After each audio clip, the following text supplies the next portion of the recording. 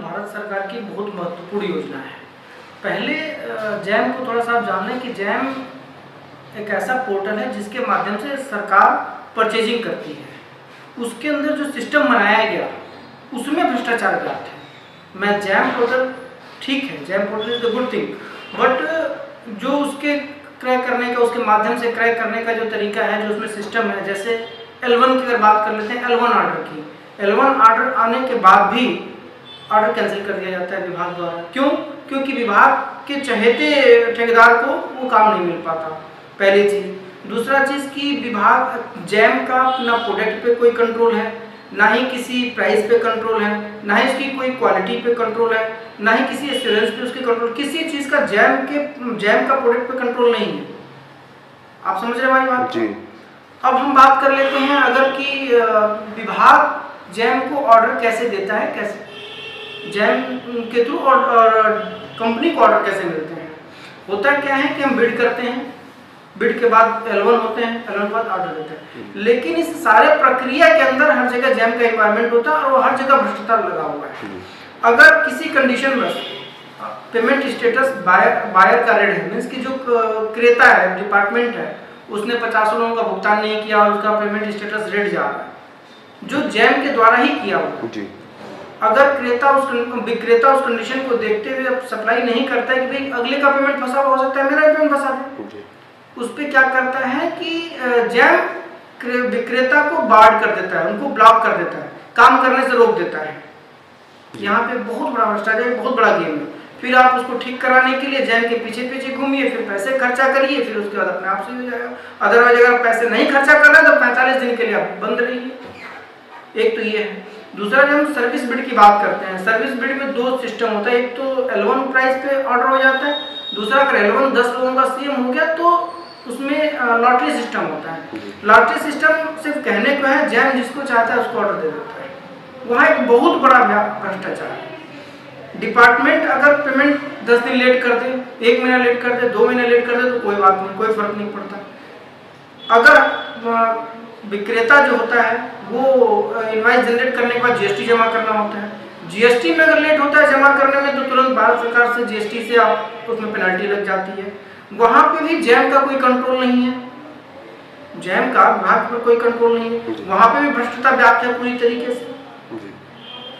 जब पैसा ही नहीं है तो आपने ऑर्डर कैसे दिया, फिर पेमेंट आपने कैसे ले लिया। इस कंडीशन में जब अगर उसके बाद एक तो उधार आपने सामान बेचा, विक्रेता ने सामान बेचा, उसके बाद भी आपने उसका भुगतान नहीं किया और भुगतान करने की दशा में उसको जीएसटी भी जमा करना है, जीएसटी से उसको और अलग से पेनल्टी लग गया। जो कंप्यूटर डिपार्टमेंट में सप्लाई होते हैं, चाहे वो HP हो, चाहे डेल हो, चाहे एसर हो, चाहे मल्टीपल ब्रांड है जो सप्लाई होते हैं, उसमें विंडोज का एक बहुत बड़ा पार्ट होता है, ऑपरेटिंग सिस्टम। उस ऑपरेटिंग सिस्टम की बहुत बड़ी चोरी है, बहुत बड़ी चोरी है, और सीधे सीधे सरकार को चुना लगाया जा रहा है। सीधा सीधा सरकार का इसमें कहीं से कोई दोष नहीं है। सरकार ने इस योजना को बनाया कि एक बढ़िया तरीके से भ्रष्टाचार मुक्त भारत बनेगा, और प्रधानमंत्री जी की बहुत महत्वपूर्ण योजना थी, लेकिन हमारे यहाँ के करप्टेड अधिकारी उसको चलने ही नहीं दे रहे हैं। अब उस विंडोज को पायरेटेड विंडोज उसमें डाल देते हैं, जिसका कहीं पे कोई PDI नहीं होता है, और सीधे विभाग को चला जाता है। पहले क्या था कि विभाग में किसी भी मशीनों की सप्लाई के पहले उसकी PDI होती थी, प्री डिलीवरी इंस्पेक्शन होता था। जब से ये जैम स्टार्ट हुआ प्री डिलीवरी इंस्पेक्शन खत्म हो गया, वो नहीं है। एक नेक्स्ट और सबसे इम्पोर्टेंट चीज़ है स्टार्टअप और MSME। भारत सरकार की बहुत बड़ी योजना है स्टार्टअप और MSME। आप आजकल लगातार टीवी पे भी सुन रहे हैं, प्रधानमंत्री जी को सुन रहे हैं। स्टार्टअप और MSME ये है कि छोटे जो उत्पादक हैं या छोटे व्यवसायियों उनको बढ़ावा दिया जाए, है ना जी। लेकिन और जो टेंडर है वो टेंडर भी पार्टिसिपेट कर सके, बिजनेस कर सके, उनको कहीं से EMD जो है ना देना पड़े। स्टार्ट उनके ऊपर कहीं 3 साल का वो ना है कि आपने 3 साल का एक्सपीरियंस होना चाहिए, करने में आसानी होती है, ऑफिस में दिक्कत होता है जी। तो उसका बहाना लेके घर से काम कर रहे हैं, कोई रिस्पॉन्सिबिलिटी नहीं लेते हैं।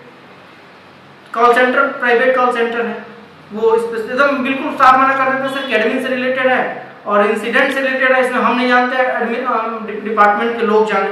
डिपार्टमेंट के लोग तक आपकी पहुंच नहीं है, रीच नहीं है। रीच उन्हीं की है जो खर्चा करता है, इस संदर्भ में आपने संबंधित अधिकारियों को ज्ञापन वगैरह दिया? बहुत बार दिया। इवन मैं डिपार्टमेंट के सीईओ को भी पत्र लिख चुका हूँ, विभागीय बाकी जो लोग हैं उनको लिख चुका हूँ, प्रधानमंत्री जी को लिख चुका हूँ, कॉमर्स मिनिस्टर तक को लिख चुका हूँ।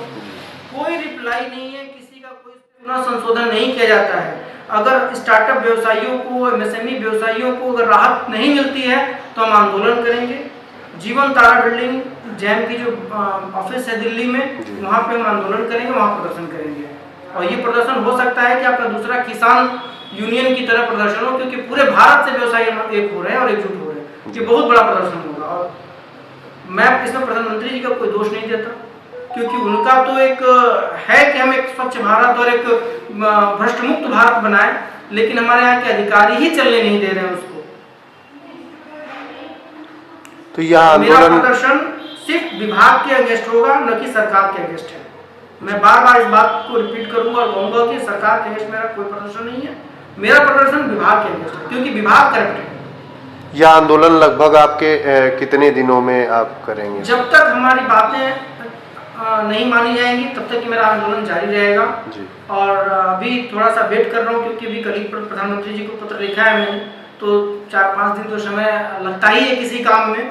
तो मैं बस 4-5 दिन का इंतजार कर रहा हूँ। जैसे वो 4-5 दिन बीता, मतलब नए वर्ष के नए सप्ताह से ये मेरा आंदोलन प्रारंभ हो जाएगा। देश स्तरीय, राष्ट्रीय बिल्कुल पूरे राष्ट्रीय स्तर का आंदोलन होगा। और वहीं दिल्ली में जीवन तारा बिल्डिंग पे होगा, संसद